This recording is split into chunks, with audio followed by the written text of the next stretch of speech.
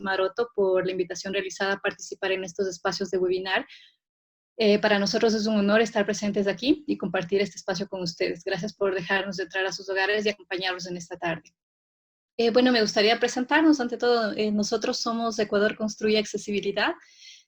Somos un equipo que, bueno, ya tiene cerca de un año de trabajo. Estamos conformados por 4 personas. La arquitecta Pamela Villacrés, con quien hoy compartiremos este espacio.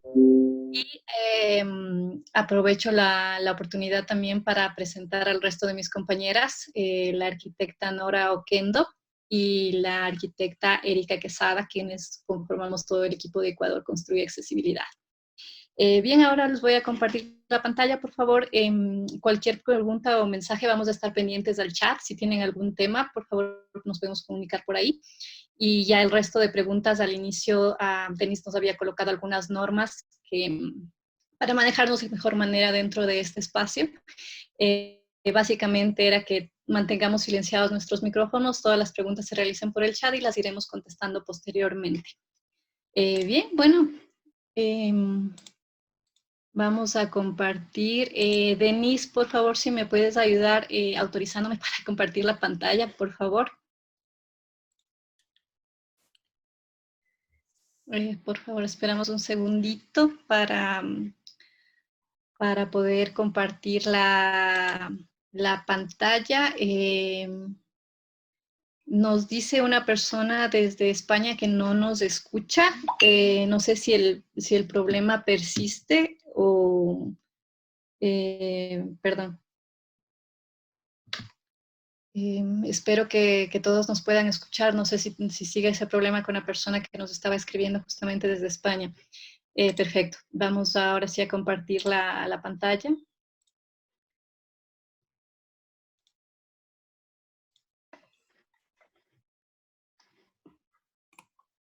Listo. Bueno, como comentaba, nosotros somos Ecuador Construye Accesibilidad. El día de hoy vamos a hablar sobre el tema de beneficios del diseño universal. Los temas con los cuales vamos a abordar el día de hoy son conceptos generales sobre lo que sería la accesibilidad y el diseño universal. Hablaremos también de los criterios de algo que es sumamente importante para entender todo el tema de la accesibilidad. ¿A qué hace referencia la cadena de accesibilidad? ¿Cuál sería el caso de estudio? También haremos veremos y verificaremos algunas regulaciones turísticas existentes aquí en Ecuador y también tomaremos el tema de la accesibilidad universal y en relación al COVID-19, que es el momento actual. Bueno, antes de empezar, me gustaría hacer un pequeño ejercicio con todas las personas que están aquí presentes. Me gustaría, bueno, ahí sí les voy a pedir que nos ayuden desactivando sus micrófonos para que participen un poco. Al momento no tengo acceso al chat, pero sí me gustaría escucharlos y después vamos silenciándolo otra vez para tener una participación activa de todos.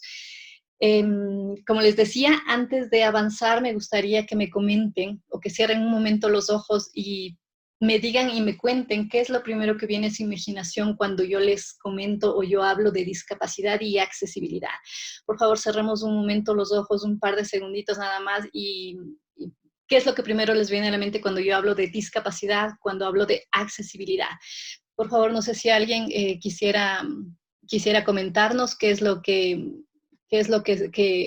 primero ha visto en su cabeza o ha pensado en su cabeza o qué es lo que se ha imaginado. Podemos ir desactivando, por favor, los micrófonos, las personas que quieran participar. Nos gustaría contar con su participación activa en este tema.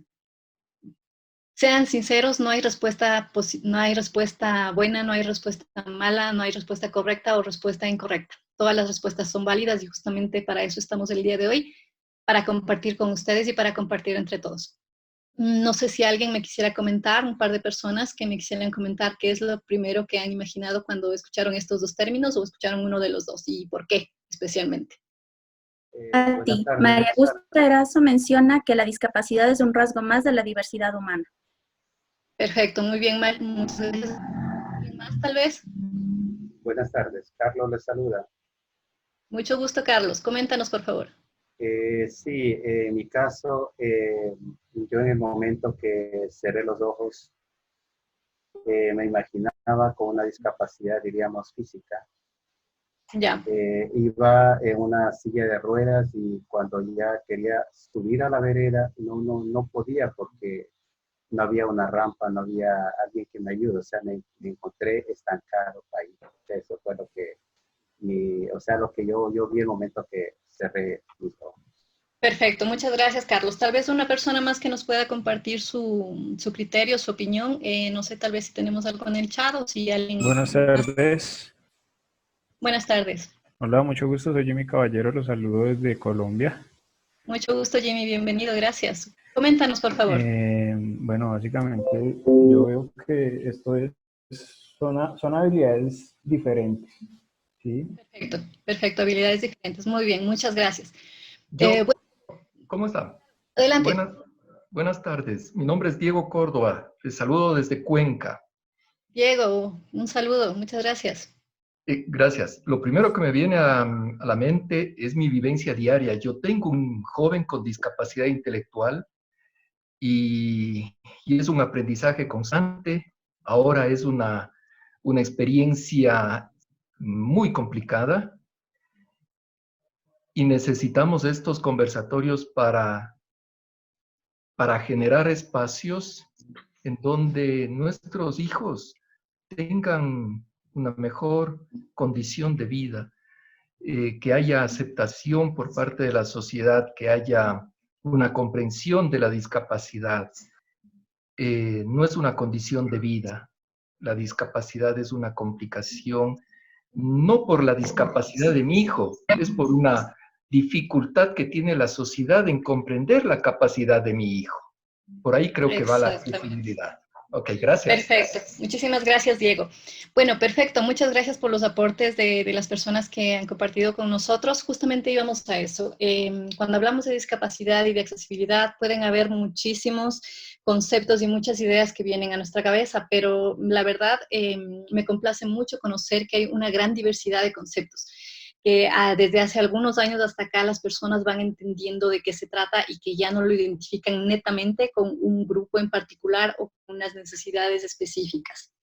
Para seguir avanzando, me gustaría comentarles un poco cómo ha ido este cambio de perspectiva, justamente lo que les comentaba y los comentarios que nos han expuesto nuestros compañeros. Cómo ha ido evolucionando el tema de la discapacidad desde el tema de la exclusión hacia el tema de la inclusión y de la época actual. No podemos hablar netamente de una plena inclusión, pero sí hemos logrado grandes avances en este tema. Vamos a abordar un poco los modelos de la discapacidad. Hemos enmarcado los más representativos, digamos, y los principales. Vamos a empezar explicando un poco qué es el modelo de prescindencia. Podríamos decir que este modelo de prescindencia existe desde que el ser humano es humano, podríamos decirlo, desde que habitamos la Tierra misma. Básicamente el modelo de prescindencia lo que nos transmite es que había un tema de marginación contra las personas con discapacidad o que presentaban algún tipo de discapacidad, o sea intelectual, sea visual, sea auditiva, cualquier tipo de diferencia con el resto de la sociedad, entre comillas diferencia. Se constituían en personas que eran una carga para la sociedad o incluso una carga para sus familiares o las personas que los rodeaban, para la sociedad misma. En muchas ocasiones se lo consideraba como un castigo de los dioses o incluso se atribuía esto a que eran posesiones demoníacas o que se constituían en entes diabólicos las personas que tenían discapacidad, lo que llevaba a que muchas veces los mataran, los sacrificaran, se deshicieran de esas personas porque los consideraban seres anormales. Uno de los claros ejemplos que existe de la prescindencia es Lucio Séneca, que en aquel entonces era un filósofo romano, que mencionaba a modo general, se los digo muy a modo general, que ellos mataban, se sentían orgullosos de ese proceso, que mataban, sacrificaban a todas las personas, sean niños, sean adultos, de cualquier edad, sean mujeres, sean ancianos, de cualquier edad los mataban y los sacrificaban, porque decían que ellos no era un tema de inhumanidad, sino más bien lo justificaban como un tema de raciocinio porque querían separar lo que estaba dañado de lo que era saludable. Básicamente ahí podemos ver una concepción muy, muy clara de lo que era el tema de la prescindencia. Después hablaremos del modelo médico, modelo rehabilitador.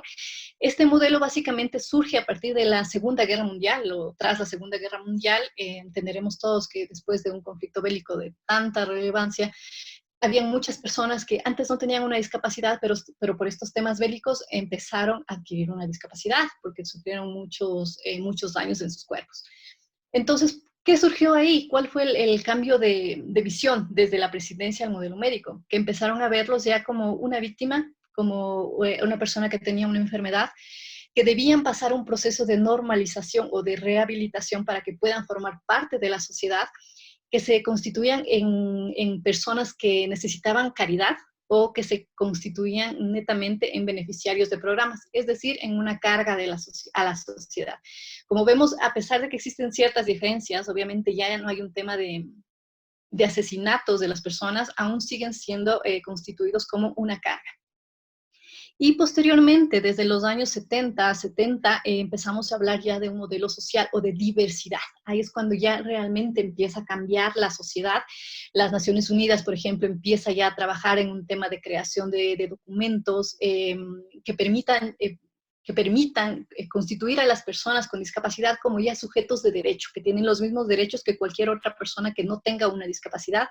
Se convierten en personas que ya participan activamente en las diferentes actividades de la sociedad, son figuras públicas, ya son considerados como personas que pueden contribuir a la sociedad, que ya no son seres pasivos, sino pasan de la pasividad a la acción, a ser parte de la diversidad humana. Y justamente por eso lo englobamos en social y diversidad. Igual en este tema, en el modelo social y de la diversidad, empieza a surgir también el tema del símbolo internacional de accesibilidad, el CIAM. Como pueden observar en la parte inferior izquierda de sus pantallas, hay dos pequeños símbolos, que podemos decir que son la evolución del símbolo internacional de accesibilidad que muchos conocemos. Posiblemente en el pequeño ejercicio que hicimos al inicio, las personas que cerraron los ojos, en algún momento tal vez una de ellas pudo imaginarse el símbolo internacional de accesibilidad, que es la personita que va en su silla de ruedas y está en una posición muy estática. Y tiene toda la razón, es un símbolo que es identificado netamente con discapacidad, pero realmente lo que significa es un símbolo internacional de accesibilidad. El primer símbolo que vemos, que dice 2010, fue una evolución de ese símbolo. Lo que se pretendía con esto es que se identificara que las personas con discapacidad no son seres pasivos, sino que pueden ser seres activos. Lo que se motivaba con una persona que está en la silla de movimiento es que puede realizar alguna actividad adicional, que no son seres pasivos. Eso es lo que se pretendía con ese símbolo. Y a partir del 2014-2015 se evolucionó ya al logotipo de accesibilidad, que es la persona que está con los brazos extendidos como si fuera una figura de Vitruvio, que básicamente, como podemos observar, no tiene ningún tema de discapacidad o no representa ninguna discapacidad, sino es una persona como cualquier otra persona, pero que lo que se quiere es representar que es un tema de accesibilidad en relación a eso.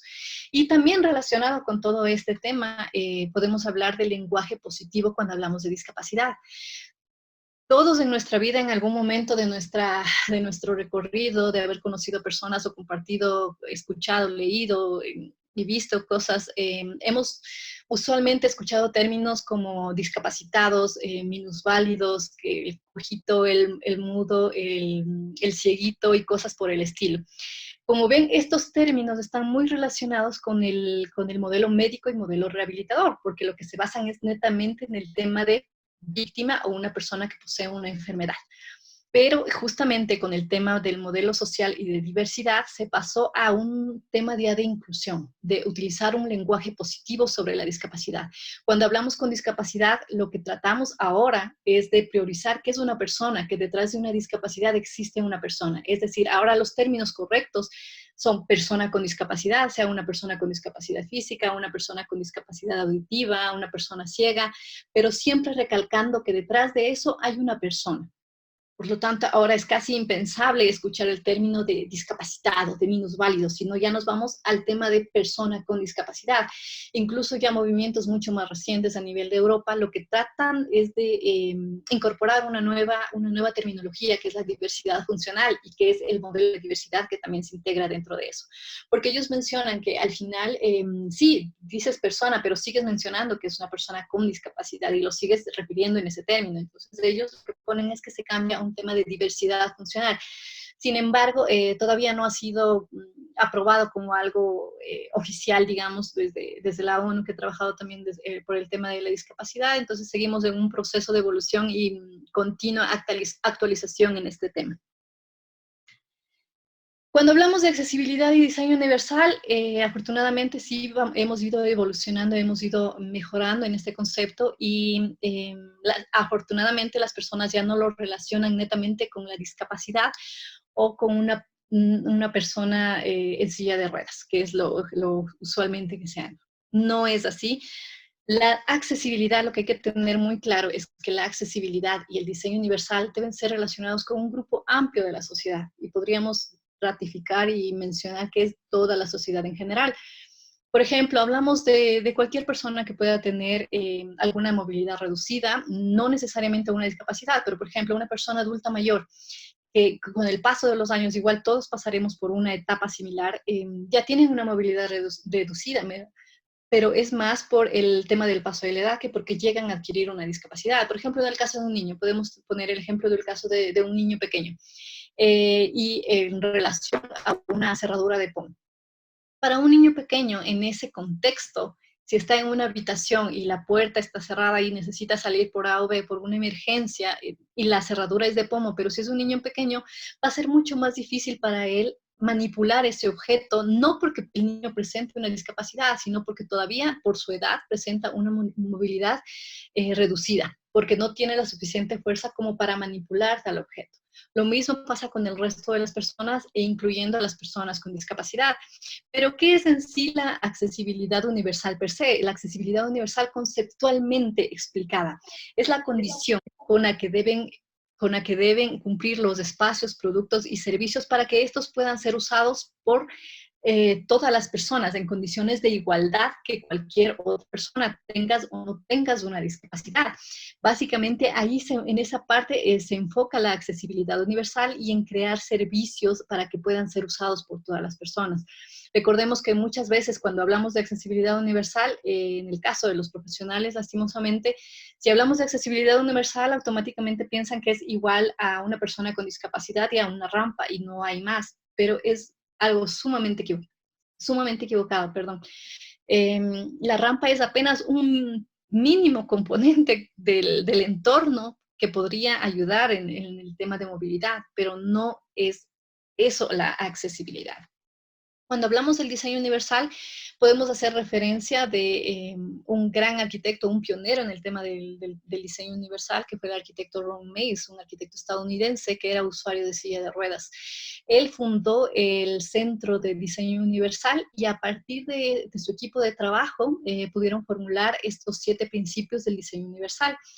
El uso equitativo. ¿Qué es lo que quiere decir el uso equitativo? En la fotografía podemos observar unas 2 personas adultos mayores, no necesariamente con una discapacidad, pero tienen una movilidad reducida. Ellos están recorriendo un espacio mediante una rampa. Es decir, que tenemos una opción para su movilidad, pero en la parte posterior existe también unas escaleras para las personas que quieran recorrer ese espacio por ese elemento. El uso equitativo lo que nos quiere transmitir es que todos los elementos deben poder ser usados por las personas independientemente de su condición, independientemente de si tengas o no tengas una discapacidad. Tiene que darte la oportunidad de usar ese elemento desde diferentes formas, garantizando que puedas acceder a un espacio de la misma forma que lo haría cualquier otro. En este ejemplo muy claro es un edificio que tiene un acceso mediante unas escaleras, pero tiene también un acceso secundario al cual se puede acceder mediante una rampa. La flexibilidad, uno de los ejemplos más claros y más universales que podemos tener en este punto es el uso de un bolígrafo, de un esfero, de un lápiz o como lo llamemos en los diferentes países, porque puede ser usado por una gran mayoría de personas. Digamos que una persona zurda puede usar un esfero de igual manera que lo haría una persona que no es zurda. Ahí existe la flexibilidad de uso para todas las personas. Un uso simple e intuitivo. En la fotografía podemos observar el botón para solicitar la parada de un autobús. Igual tiene un contraste con el tubo donde se encuentra colocado y el botón se encuentra marcado de color rojo para que sea más fácil de identificar. El uso simple e intuitivo lo que nos permite es que los elementos, más bien lo que nos transmite o lo que nos quiere decir es que el uso debe ser de una forma muy amigable, que debe transmitirte la forma en la que debe ser usado de una forma muy sencilla para que todos lo podamos entender. Por ejemplo, los interruptores de luz en nuestras casas. Es mucho más fácil identificar un interruptor dentro de nuestros hogares si poseen una luz piloto. ¿Qué pasa si tenemos toda la casa a oscuras, nos levantamos a medianoche y queremos prender una luz, pero si no hay algo que nos identifique dónde está ese objeto, pues estaremos tanteando toda la pared hasta que podamos encontrarlo? Sin embargo, si tenemos una pequeña luz, lo va a ser más simple y más fácil de usar. Lo vamos a encontrar con mucha más facilidad. La información perceptible quiere decir que mediante todos nuestros sentidos podamos acceder a esa información, que podamos entenderla de una manera más sencilla, que por ejemplo, dentro de una institución, dentro de un espacio de servicios públicos, las personas con diferentes tipos de discapacidad o que no tengan ningún tipo de discapacidad puedan hacer uso de esa información de una manera mucho más fácil y más sencilla para ellos. Por ejemplo, la señalética, que puedes tener un alto relieve o puede tener braille para que puedan ser usados por las personas ciegas, que el tamaño de la tipografía sea lo suficientemente grande para ser distinguida por todas las personas, si llevas gafas, no usas gafas o si las olvidaste en casa, que puedas leerlo fácilmente y puedas distinguir esa información. Tolerancia al error. Creo que en esto el ejemplo más claro que podemos tener es un computador, el teclado de un computador. Digamos que el computador, las personas que estén empezando a usar o que en su momento nosotros hayamos empezado a usar, había cierto temor de aplastar tal vez o de oprimir una tecla que llegue a dañar o llegue a estropear el computador. Imagínense si en los teclados de nuestros computadores existiera una tecla que si por A o B la oprimes por un error, pase a una etapa de autodestrucción. Sería algo inimaginable que el resto de personas en algún momento tengamos la suficiente confianza como para llegar a usar un computador sin aplastar esa tecla. Entonces, la tolerancia al error lo que significa básicamente es que podamos usar un elemento y que a pesar de que lo podamos llegar a manipular de una forma errónea, no nos cause ninguna consecuencia a la persona que está detrás de usar ese elemento. Bajo esfuerzo físico. Podríamos aquí tomar el mismo ejemplo que ponía hace un momento sobre el niño con la manija tipo pomo. La manija tipo pomo para un niño o una persona tal vez que tiene, por ejemplo, un problema de artritis, artrosis, o tal vez si, por ejemplo, posee una prótesis o no posee uno de sus miembros, pueda manipular un elemento de forma más sencilla para salir de una habitación. Porque si, por ejemplo, si hablamos de una persona que no tiene una de sus extremidades, podría manipular la manija de la puerta mediante su codo.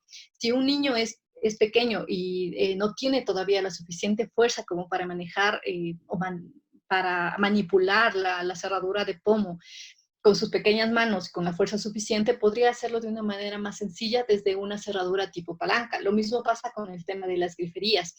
Tal vez un ejemplo un poco más común en esta época que hemos tenido que permanecer en casa es al momento de lavar los platos. Todos ayudamos en casa, ¿verdad? Todos vamos a lavar los platos, estamos con las manos o con los guantes llenos de jabón y se nos olvidó poner alguna cosa dentro de lavaplatos y necesitamos cerrar la grifería, pero con la mano llena de jabón y eso nos va a dificultar hacerlo, pero sería mucho más sencillo si podemos manipularlo solamente con una manija tipo palanca.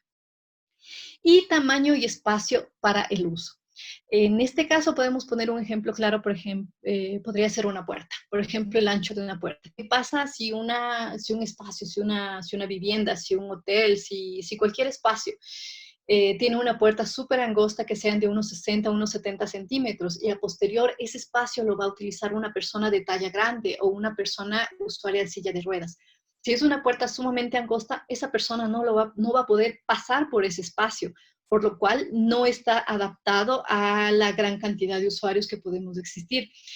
Hay que tener en claro también que en el tema del diseño universal, si bien abarca una gran cantidad de personas y como su concepto, desde la parte conceptual, nos indica que todos los elementos deben ser diseñados de tal forma que no se necesiten adaptaciones especiales para que puedan ser usados por la mayoría de personas, nunca se va a abarcar el 100% de las personas, porque habemos tantas personas como colores puede existir en el mundo. Pero siempre se tienen que tomar las medidas o las precauciones necesarias para que puedan se adapten a la mayoría de usuarios. Por ejemplo, hablamos de una estación de trabajo. Digamos que tenemos una estación de trabajo, si es que yo tengo un elemento tipo faldón, que es un elemento vertical que cubre la parte del escritorio, una persona usuaria de sillas no se va a poder acercar lo suficiente a la superficie de trabajo como para poder hacer uso de ese elemento. Pero si yo quito ese faldón, lo va a poder usar la mayoría de personas. Lo mismo ocurrirá con la altura, por ejemplo, de mostradores, de diferente mobiliario que sirve para la atención al usuario. Si a una persona de pie le llega el mostrador hasta la altura del pecho, ¿qué pasa con una persona de talla baja? ¿Qué pasa con los niños? ¿Qué pasa con las personas que usan una silla de ruedas y que no van a alcanzar a observar lo que está pasando sobre eso? Y la persona que está detrás del mostrador tampoco va a poder acceder a la persona que está frente a él. Entonces, ese tipo de elementos son los que se deben considerar en general como para hablar de un diseño universal. Si bien hacemos una comparación entre accesibilidad universal y diseño universal, podemos observar que son conceptos muy similares, pero al final son diferentes. Podríamos decir que el diseño universal es un amplio paraguas que abarca la accesibilidad universal, porque si analizamos los 7 principios que tiene el diseño universal, estos principios, si son colocados desde el inicio, desde la concepción misma, desde el diseño de un producto, ya sea de un servicio, ya no necesitaremos hablar de accesibilidad universal, porque todo puede ser usado por el resto de las personas sin necesitar esa condición de que sea accesible, porque ya sirve para la universalidad de las personas, siempre y cuando tomando en cuenta lo que mencionaba, que no habrán casos muy puntuales en los que el diseño universal sí va a requerir ciertas adaptaciones para que puedan facilitar el uso a otras personas. Y es ahí donde radica la accesibilidad y el turismo dentro del tema del turismo inclusivo. Ahí es su importancia. Como podemos observar, la accesibilidad no está enfocada netamente en las personas con discapacidad, no está enfocada netamente en la construcción de una rampa, sino abarca a la gran mayoría de la población. Nosotros en algún momento pasaremos a una etapa de vejez donde tendremos una movilidad reducida. Una mujer embarazada tendrá movilidad reducida. Tal vez los turistas que visitan las ciudades con sus grandes maletas también requieren el tema de accesibilidad, o los trabajadores de nuestras ciudades que van con sus grandes equipamientos y sus carritos de trabajo empujando las cajas y los artefactos que necesitan trasladar de un lugar a otro, son beneficiarios de la accesibilidad universal, y mucho más cuando hablamos del tema de turismo. A nivel mundial, se ha comprobado, y son datos de la Organización Mundial de la Salud, que del 2000 al 2050, las personas que tienen más de 60 años, a partir de los 60 años, duplicarán su porcentaje, que pasará desde el 11% hasta el 22% de la población. El 15% de la población mundial posee algún tipo de discapacidad, y entre 110 y 190 millones de personas a nivel mundial tienen algún problema de movilidad reducida. Entonces, como podemos observar, es un amplio porcentaje de las personas a nivel mundial que se verían beneficiados con temas de accesibilidad. Al final, todos nos veremos beneficiados en algún momento. Consideremos que la accesibilidad universal va a ser imprescindible para el 10%, necesaria para el 40% y cómoda para el 100% de la sociedad. Al final es algo que nos va a beneficiar tarde o temprano a todas las personas. Y ahí es donde se relacionan también los temas del criterio DALCO. Los criterios DALCO básicamente son el acrónimo de las palabras deambulación, aprehensión, localización y comunicación. ¿Pero qué son todas estas actividades? Pues básicamente son, así en resumen, las formas básicas de actividad humana. Cuando hablamos de deambulación, nos referimos a todas las actividades que sean de movilizarse, de ir desde un punto A a un punto B, caminar, recorrer un espacio. Cuando hablamos de aprehensión, sería todo lo que es manipulación, coger un objeto, manipular algo, lo que hablábamos, por ejemplo, del niño pequeño con el pomo, el utilizar los diferentes elementos de griferías, tipo palanca, todo lo que sea manipular, todo lo que sea utilizar nuestras manos para manipular esos elementos. La localización, básicamente la señalética y la señalización que nosotros deberíamos utilizar dentro de los espacios, dentro de un hospital, dentro de una institución pública, que nos permita conocer dónde se encuentra situada cada cosa. Si yo entro a una institución que no conozco y es la primera vez que voy, pues me sería muy útil conocer si en el lado A, en el lado B, está mi punto de... Y el tema de comunicación, básicamente, es la recepción de información desde otro punto. Lo ideal es que siempre exista un punto de información que me permita tener datos, información que me dé información básica de cómo puedo movilizarme, hacer un trámite, moverme de un lado a otro o localizar algo. En el tema turístico, las oficinas de información turística serían imprescindibles. Y todo esto nos lleva a la construcción de la accesibilidad universal en sí. De este tema de los criterios DALCO surge justamente el tema de las condiciones de accesibilidad. Para que se cumpla toda la accesibilidad universal, tenemos que cumplir todos los criterios que antes hemos visto y también debemos considerar que siempre debe existir 3 condiciones fundamentales, que son la seguridad, la autonomía y la comodidad. Seguridad es realizar una actividad sin que la persona pueda correr ningún tipo de peligro. El ejemplo más claro de esto sería los bordillos de las aceras que suelen estar pintados de amarillo. Esto serviría para que una persona pueda identificar si tiene deficiencia visual o si simplemente va un poco despistada por la calle, puede identificar dónde empieza la calzada y dónde termina mi acera. Esto ayudará a que esa persona pueda estar pendiente y evitar cualquier tipo de peligro. La autonomía, es decir, que una persona puede realizar una actividad de forma independiente, por sí misma, sin ninguna asistencia. Un ejemplo de esto podría ser un baño accesible, donde tenemos todos los elementos y el espacio necesario para que una persona que va en una silla de ruedas pueda realizar un giro de 360 grados y utilizar el espacio de forma autónoma e independiente, sin ningún tipo de asistencia adicional. La comodidad es básicamente lo que dice, darnos la satisfacción de hacer uso de un espacio de una forma sencilla, sin mayores riesgos, va muy ligado, como vemos todos estos elementos, a los 7 principios del diseño universal. Por ejemplo, no sé si cuando hemos ido al cine, muchos cines dicen que son accesibles porque simplemente tienen marcados en su primera fila puestos reservados para personas con silla de ruedas, pero siempre están en la primera fila. Y no sé, tal vez si alguno de ustedes en algún momento, por curiosidad o simplemente por saber lo que se siente estar tan cerquita de la pantalla, se ha quedado ahí un momento para tratar de ver la pantalla. Pero después de un par de minutos va a ser súper incómodo porque va a tener que estar siempre con la cabeza súper levantada. Imagínense aguantarse eso 2 horas en una película, va a ser imposible. Todos estos temas nos llevan a la construcción de una cadena de accesibilidad. La cadena de accesibilidad está constituida por todos la seguridad, la autonomía y la comodidad en sí, y también por diferentes elementos que van a hacer que se unan. Podríamos decir que son pequeños eslabones o son pequeñas piezas que se van uniendo entre sí para lograr construir una cadena. Es muy similar a lo que sería una cadena normal que podemos tener de bisutería. Ustedes ven que en una cadena tienen pequeñas piecitas que se van formando para construir y para tener unida la cadena. Si una de esas pequeñas piezas se rompe, pues la cadena ya no sirve. En este concepto es básicamente lo mismo. La idea de la cadena y el concepto de la cadena es que yo me pueda desplazar desde un punto A hasta un punto B y que mi recorrido sea continuo, que no tenga ningún tipo de interrupción en ese recorrido. Pero si yo tengo una pequeña ruptura ahí, mi cadena deja de funcionar. Lo que debemos tener en cuenta en estos puntos, lo más importante es, por ejemplo, que me permita arribar al espacio, lo veremos así de forma muy general, después ya sería un poco más específico, pero lo veríamos así en modo general, que sería el arribo al espacio. Es importante que la persona pueda arribar al espacio. Una vez que ha arribado al espacio, ingrese al espacio, puede ya sea por unas escaleras o por una rampa, que se pueda internamente desplazar por cada uno de los espacios, sea por los pasillos, por las habitaciones, y haga uso de cada uno de los espacios. ¿Qué pasa si yo entro y el baño no es accesible? No voy a poder hacer uso de ese espacio, por lo tanto no me sirve si el resto está bien. Si ese punto se rompe, la cadena se rompe y ya no es accesible, ya no me sirve para el propósito que es incluir a todas las personas.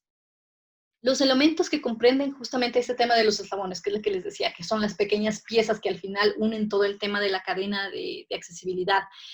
En el turismo, básicamente, vamos a hablar de tema de planificación, es decir, que yo desde la comodidad de mi hogar voy a planificar mi viaje y lo voy a hacer desde mi página web. ¿Qué requisitos necesito yo tener en esa página web? Pues si yo tengo una deficiencia visual alta, lo que voy a requerir es que la persona, que la página web me dé la posibilidad de aumentar un contraste, de cambiar el tamaño de las letras, de cambiar para poder visualizar de mejor manera esa información. O que la agencia de viajes tenga los servicios necesarios para ofrecerme a mí si yo tengo alguna discapacidad. En el transporte de llegada y salida, bueno, básicamente se tomará en cuenta el tema de infraestructura, que tenga las aceras contengan elementos que me permitan circular de forma continua, es decir, vados o las rampas peatonales, para que yo pueda circular sin ningún tipo de obstáculo. Vehículos que estén adaptados a recibir a una persona usuaria de silla de ruedas, por ejemplo. En el tema de alojamiento será ya netamente la infraestructura hotelera. Ahí lo que se tiene que tener en cuenta es básicamente el tema de disposición de los espacios para que sean accesibles a una persona con algún tipo de discapacidad. Es decir, que el espacio cuente con habitaciones accesibles, baños accesibles, que cuente con ascensores, etc. En el caso de los restaurantes, es un tema ya de servicio en sí. Lo primero que se debe tener en cuenta dentro de los restaurantes es que el espacio sea lo suficientemente ancho para que una persona con un producto de apoyo, ya no necesariamente con una silla de ruedas, pero por ejemplo con unas muletas o con un andador, pueda transitar de forma segura entre las mesas hasta ocupar su espacio. Al momento de pasar la carta del menú. Lo importante ahí es, por ejemplo, que podamos tener información en diferentes formatos, que exista tal vez una carta braille o que tenga macrocaracteres para que puedan ser usados por diferentes tipos de usuarios. Pero ¿qué pasa si no tengo la posibilidad de armar una carta braille o no tengo la factibilidad de hacer una carta que tenga alto relieve, que tenga macrocaracteres? Pues bien, hay otros recursos que nos podemos valer del personal que tiene que estar capacitado dentro del restaurante. Si es que no tengo una carta braille, pues el personal puede explicar, puede recomendar, puede leer la carta por la persona que está ahí. Si es que no tengo la posibilidad de tener una carta... perdona la interrupción, estamos un poco ya acabándosenos el tiempo y bueno, Denise había mencionado que en caso de que se cierre la sesión puedan ingresar nuevamente con con el mismo link. Por favor, solo eso. Listo, gracias Norita. Bueno, voy a apurarme un poquito también creo que he hablado mucho. En el caso de los macrocaracteres, como les comentaba, tal vez si no tengo la posibilidad de adaptar una carta a macrocaracteres, puedo proveer al usuario de una lupa. Al final, el efecto es exactamente el mismo. En los siguientes eslabones que podemos encontrar en el tema del turismo será el transporte en el destino. Vamos a hablar de los vehículos que nos va a proveer las empresas de turismo para poder trasladarnos en los sitios turísticos. En el caso de los entornos, lo mismo. Vamos al tema de infraestructura. ¿Qué pasa con las playas? Las playas en muchos lugares del mundo están empezando ya a tomar estos... Era cómo hacían en el caso de, en esta situación de seguridad, cómo hacen con los elementos braille las personas ciegas, cómo actuaría tanto el servicio o el prestador de servicios turísticos como la misma persona usuaria de algún elemento en braille. Perdón, Rompa, ¿ya se cargó el PDF ahora mismo? Denise, si me puedes repetir la pregunta, la verdad no te entendí. Alguien preguntó en el chat que en el caso de que hubiese alguien con un usuario del sistema braille, algún elemento en general, por el tema de seguridad, ¿cómo trabajaría esta empresa turística para darle o brindarle la seguridad a él o a ella, ¿no? ¿Elemento de metal, me dices? Solo pusieron cómo se hace con los elementos braille actualmente cuando estamos en esta circunstancia de COVID. Yo puedo responder si quieres, Patti. Sí, Pame. Ya. Bueno, primero, todas las empresas obviamente tienen que tener un plan o una contingencia, protocolos para el uso de todos los objetos, ¿no?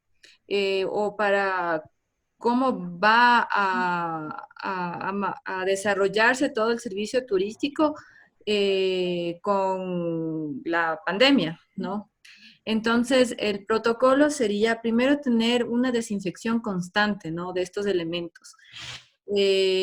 Tanto sean de metálicos, de plástico, siempre cada 3 horas se los debe desinfectar, pero adicionalmente la persona que va a hacer uso de este elemento debe antes de hacer uso del elemento tener una desinfección mediante gel o lavado de manos para poder hacer el uso y después de hacer el uso debe hacer lo mismo. Y mientras está usando, mientras está palpando el braille, no debe tocarse la cara, obviamente. Entonces, con eso, con estas medidas y este protocolo que debe siempre decir la persona a cargo a las personas, yo creo que es la medida adecuada para el uso de braille. Mm. Sí, lo pueden... Denise, no sé si ya pudiste descargar el PDF. Sí, lo estoy colocando. Quería verificar que lo veas. Veo tu pantalla, pero no lo veo abierto. A ver. Ahí está, ahí lo ves. No, veo, solamente veo la pantalla. En todo caso, el problema es que, claro, no sé dónde está la sincronización. Solamente veo el nombre del archivo en la pantalla. No sé si solo veo yo eso o lo ven todos. Sí, todos. Yo ya veo aquí. Solo se ve el nombre del archivo, ¿verdad? Solo está el PDF Sí. nomás. Sí, solo está el PDF, no está abierto. Denise. No. Okay. Sí, lo tengo abierto acá y tengo la opción compartir pantalla. Cierra la ventana donde tienes abierto el archivo y solamente deja la pantalla donde está el PDF abierto.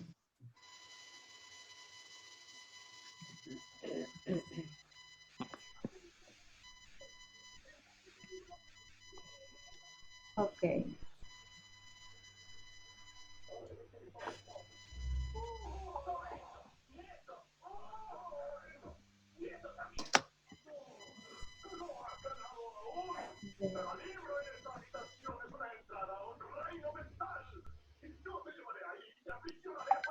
Ahí está. ¿Me puedes confirmar si ya lo puedes ver? No, sigue la pantalla solamente del Acrobat, pero ahora, bueno, Sí. sí, ahora sí. Bueno, no sé si podría cerrar la ventana de la derecha como para que sea un poquito más grande, si es que no hay problema, igual ya lo veremos ahí. Y si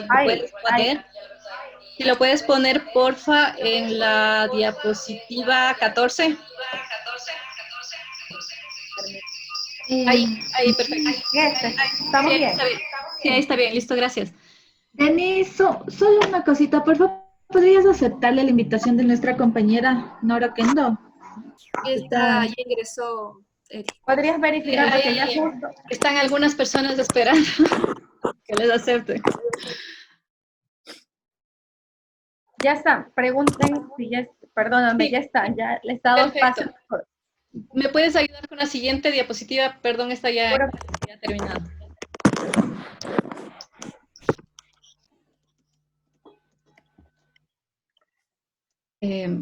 La siguiente. Perfecto. ¿Esa? Sí, justamente ahí.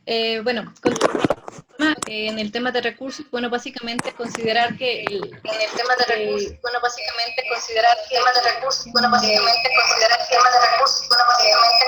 hay un problema de audio.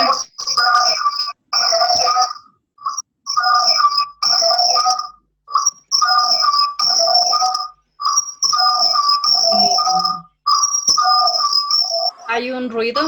Alguien creo que tiene el teléfono, el micrófono abierto. Sí, por favor, lo puedes cerrar.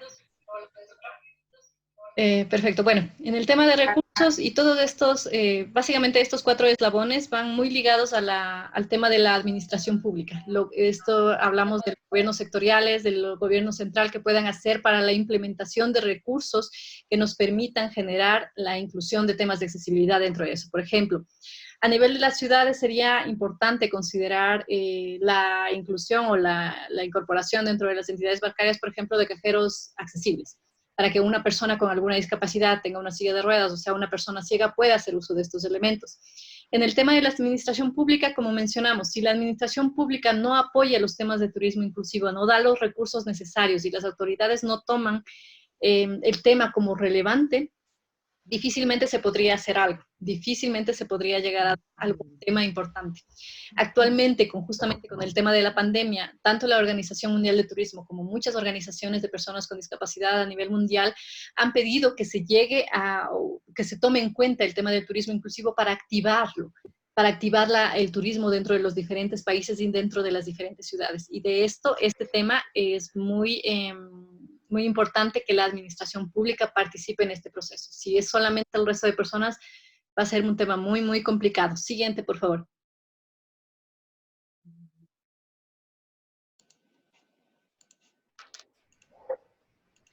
Dentro de los objetos de evaluación en toda esta cadena, los temas claves que deben ser evaluados para considerar la accesibilidad y la cadena de accesibilidad dentro de la rama de turística, como habíamos visto a modo general y un poco breve anteriormente, vamos a considerar el acceso de los edificios, que los baños y los espacios dentro de las instituciones, sean hoteles, sean algún museo o cualquier tipo de espacio turístico, puedan permitir el uso de personas con discapacidad, ya sean las habitaciones mismas. Hay que considerar, por ejemplo, si una persona con discapacidad va a hacer uso de una habitación de un hotel, pues tendrán que tener ciertas consideraciones específicas. Si va a ser un usuario, una persona ciega o una persona en silla de ruedas, van a tener ciertas consideraciones muy puntuales y en este caso el personal puede apoyar mucho en este proceso.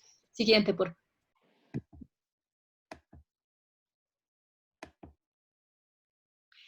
La gestión, el sistema de gestión de accesibilidad lo que va a cuidar es que todos y cada uno de estos pequeños eslabones y pequeñas piezas que van formando toda la cadena puedan llegar a complementarse de forma que todo fluya de una manera correcta.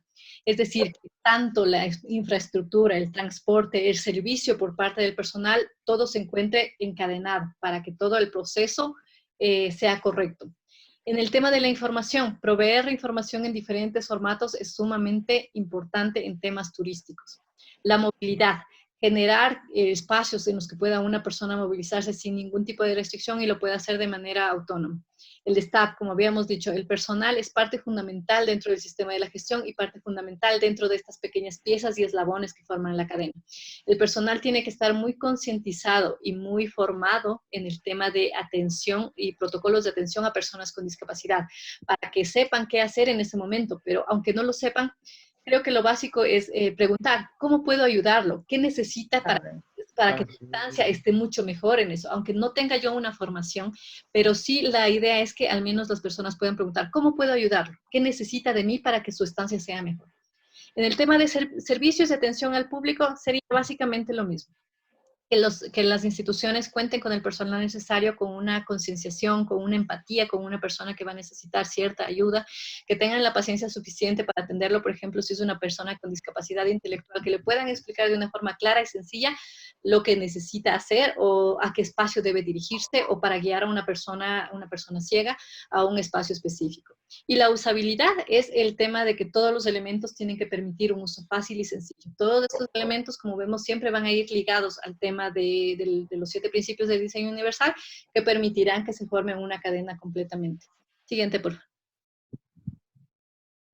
Y con esto termino mi parte. Muchas gracias por su atención. Qué pena haberme extendido un poco más de la cuenta, pero los dejo con mi compañera, la arquitecta Pamela Villacrés, para que continúe con el proceso. Gracias. Gracias, Pati. Muchas gracias, Pati. Un poco retomando todo lo que mencionó Pati, son los conceptos básicos, los conceptos con los que podemos hacer un caso de estudio. En este día, en esta presentación, les queremos indicar cómo es un diagnóstico a una cadena de accesibilidad en el transporte aéreo.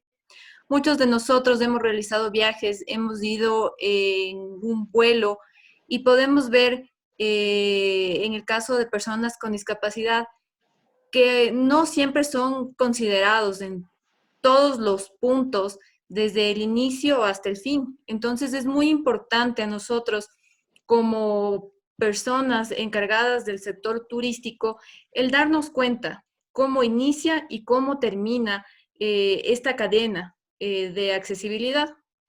Entonces es muy importante, ¿no? Lo que tenemos aquí en la diapositiva, que es que la cadena de accesibilidad identifica 9 etapas que garantizan a los pasajeros realizar un recorrido seguro, autónomo y cómodo. Es muy importante el tema de que sea seguro, que sea autónomo y que sea cómodo. Como habíamos visto en las diapositivas anteriores, seguro puede ser, ¿no es cierto?, para personas con discapacidad o en sí para todas las personas. Como primer punto tenemos el antes del viaje, después en la llegada a la infraestructura, el preembarque, el embarque, durante el viaje, el desembarque, abandonar la infraestructura, cuando salimos de la infraestructura, qué pasa y después del viaje. Analizar todas las etapas que el pasajero debe realizar, desde el momento de la llegada al aeropuerto hasta su destino. Siguiente, por favor. En este caso, en el primer punto, donde decíamos antes del vuelo, ¿no es cierto? Son las facilidades de acceso a toda la información que tenemos. La información del viaje, hacia dónde vamos, cuáles son los puntos que queremos visitar, cuál es el día, a qué aeropuerto, cuáles son los precios, cómo voy a comprar el pasaje aéreo, necesito asistencia, no necesito asistencia, qué tipo de asistencia necesito. Después tenemos la llegada al aeropuerto.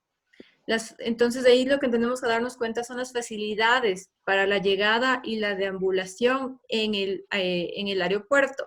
El transporte con el que voy a llegar, el transporte, hay muchas veces que la infraestructura es muy grande y necesito transportarme de un punto A a un punto B. ¿Cómo es el ingreso al aeropuerto? Como punto número 3, tenemos el preembarque, que es en un modo terrestre, que sería la asistencia y elementos de señalización, información y direccional. Una recepción de los pasajeros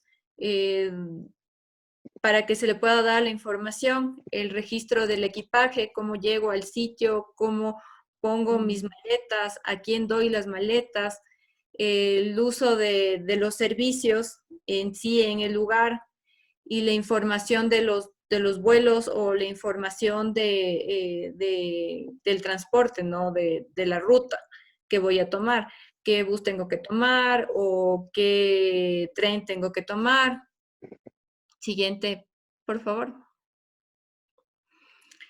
En el preembarque aéreo, de igual manera que en el preembarque terrestre, es la asistencia y servicios, dispositivos específicos, ¿no es cierto? Tenemos ahí los controles de seguridad, tenemos que darnos cuenta que muchas veces los controles tienen que ser adaptados para todo tipo de personas que vayan a pasar por los mismos. La localización de las rutas, son muy importantes los planos ápticos, en el caso de personas con discapacidad visual, para que tengan una idea general de cuáles son los recorridos que tienen que realizar dentro del aeropuerto, el uso de servicios, la información de los vuelos y las puertas de embarque. En cuanto ya al embarque en una etapa 5, existen mecanismos que facilitan el acceso y la asistencia. La recepción de los pasajeros, el protocolo de embarque y en sí el embarque. Cómo voy a subir al avión o cómo voy a subir al tren, al sistema de transporte terrestre, etc. En el vuelo en sí, no es la asistencia en el vuelo, la información en diferentes formatos. la recepción de los pasajeros, el diseño de la cabina. Puedo ingresar en esa cabina con la silla de ruedas. ¿Qué dispositivo tiene en sí el avión como para poder yo cruzar, yo usuario de silla de ruedas, para poder cruzar todo el pasillo?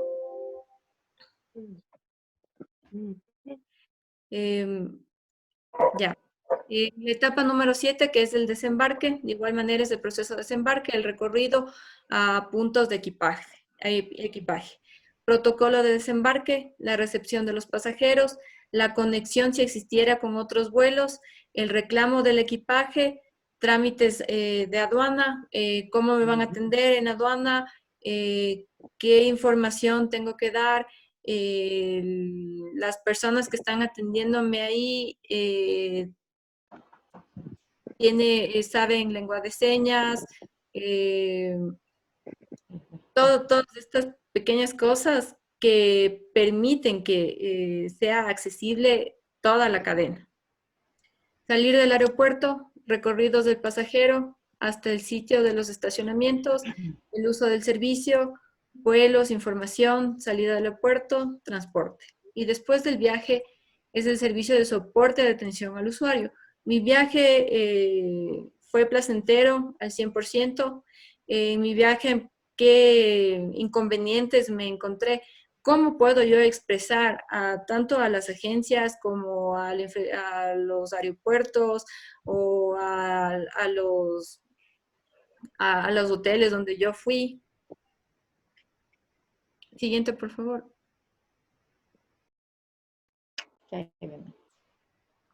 Ya. Ahora, hay otro tema que es también muy importante.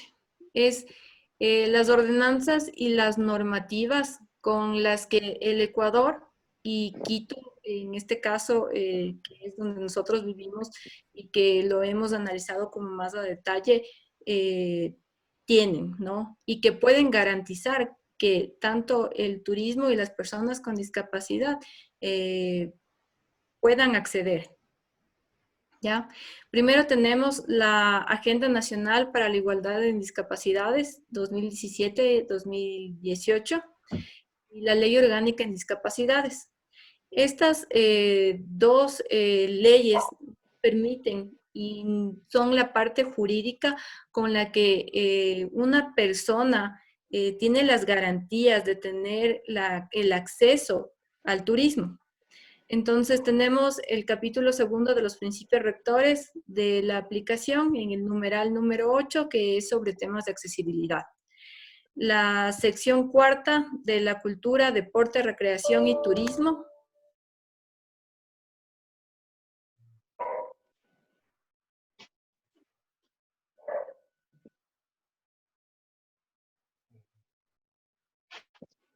Amé.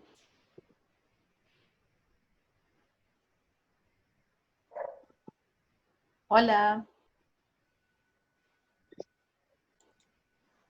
Creo que, no sé si se perdió. No, está conectada. Qué raro, espérenme.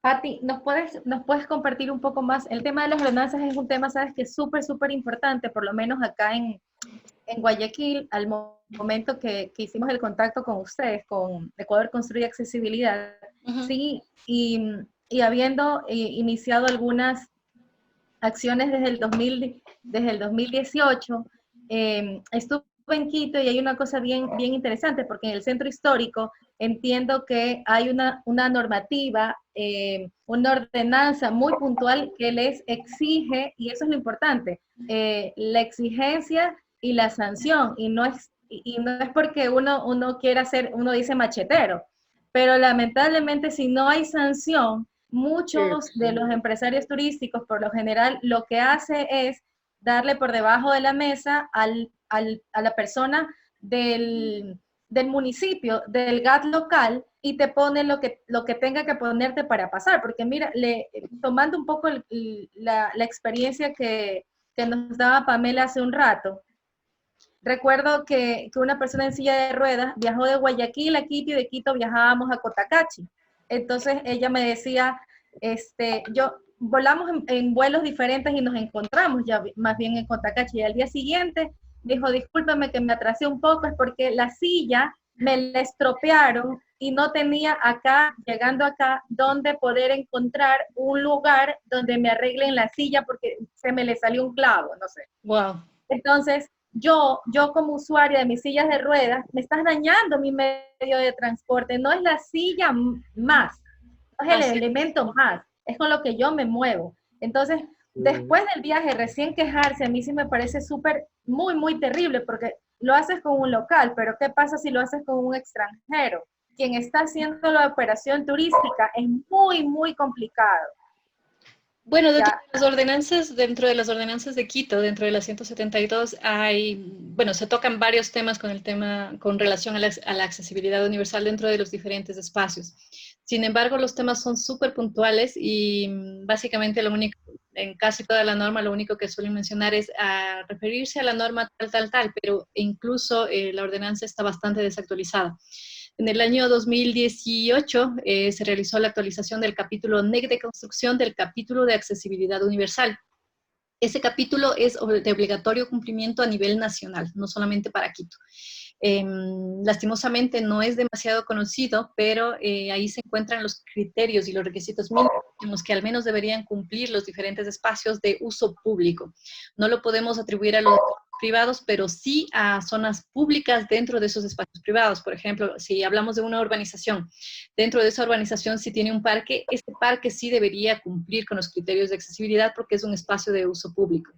Con referencia al tema puntual del centro de Quito, así como el de la zona de zona La Mariscal, existen reglamentos especiales para zonas como temas turísticos. Se han incorporado ciertos temas y ciertos criterios de accesibilidad, no son muy igual, sin embargo, por ejemplo, en el centro histórico se ha empezado a trabajar en un proceso de peatonización de las principales vías y la colocación de pisos táctiles en esos recorridos. El problema es el desconocimiento por parte de los profesionales, porque muchos de ellos desconocen para qué sirve el piso podotáctil. No saben cuál es la diferencia entre el piso guía y el piso de advertencia. Entonces, lo que se ve en el centro histórico es la mala colocación y la mala utilización de esos elementos. Colocan unas 10 baldosas de piso podotáctil guía y a continuación 10 baldosas de piso podotáctil de advertencia. Y van bordeando la caja de la tapa de las cajas de revisión o cosas por el estilo. Caso similar ocurre en la zona de La Mariscal.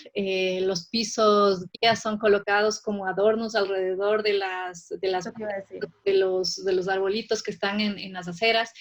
Entonces no hay un uso correcto, a pesar de que existe una reglamentación desde la NEC, que ya es, digamos que, un poco más ligada al tema de la construcción y que la hace obligatoria, no solamente por la NEC en sí, sino porque el COTAD especifica que se tienen que utilizar todas las normas ecuatorianas de la construcción mediante el órgano rector, que en ese caso fue Midubi quien actualizó ese documento y tuve la oportunidad de participar, pero no es un elemento que sea muy conocido, no es algo que se haya difundido tanto en los profesionales, e incluso en los que lo conocen, lo que suelen, y he escuchado lastimosamente, es que no hay el recurso, digamos, o muchas veces las ganas de utilizarlo. Pero hay muchas normas, como mencionaba Pame, en la norma de Quito existe la norma nacional a nivel NEC.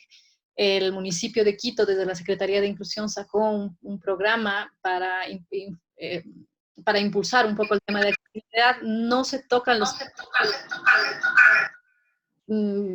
creo que hay un poco que profundizar en el tema de la accesibilidad al medio físico para mejorarlo, porque lastimosamente el CIA, el símbolo internacional de accesibilidad, sí está siendo mal usado en ciertos sectores, especialmente en la zona de La Mariscal. Ya estoy aquí, mil disculpas, tuve un problema con la computadora, no sé qué le pasó, se reinició, pero ya es un poco complicado. Dale, Pame. Sigue, Pame. Ya. Entonces, un poco retomando y más o menos con la conversación que estaban teniendo, hay la Agenda Nacional para la Igualdad, la Ley Orgánica de Discapacidades, que son como las leyes, la parte que garantiza los derechos de todas las personas en el acceso al turismo. Entonces, también, como ustedes pueden ver en la Ley Orgánica en Discapacidades, tenemos que la política pública lo que quiere es promover a las personas con discapacidad el acceso y disfrute del turismo, de la cultura, del arte, del deporte y de la recreación. En cuanto a la normativa ecuatoriana de la construcción, es una normativa técnica de obligatorio cumplimiento. Esto quiere decir que toda la infraestructura urbana y arquitectónica debería cumplir con ciertos parámetros o características para ser accesibles. En cuanto a la NEC, se basa mucho en es la base técnica de la normativa INEN, ¿no?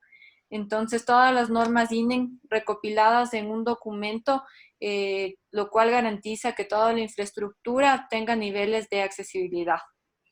La ley de turismo, quisimos ponerla a la ley de turismo porque al final es el ente, el Ministerio de Turismo, con el cual nos garantiza ciertos parámetros para que el turismo sea accesible. Sin embargo, no hay muchas cosas en específico y es muy general lo que te dicen, ¿no? En la ley y en todos los documentos relacionados al turismo. Siguiente, por favor. En cuanto al Distrito Metropolitano, tenemos la Ordenanza 172 en el anexo de Urbanismo y Arquitectura de la ciudad de Quito, en donde nos habla de la infraestructura urbana y arquitectónica.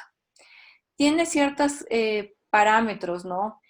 Por ejemplo, habla sobre los estacionamientos, cuál es el número de estacionamientos que debería tener una infraestructura de acuerdo al número total de estacionamientos para personas con discapacidad. Igual, qué número de estacionamientos requieren, bueno, eso está en la ley, ¿no? ¿Qué número de estacionamientos deberían existir en la vía? Que debería ser un 2% de estacionamientos, por ejemplo, de zona sur, el 2% debería ser destinado para personas con discapacidad y debería tener toda la infraestructura para personas con discapacidad. Muchas de estas normativas hay veces que no las vemos que se cumplan, sin embargo, están ahí, ¿no?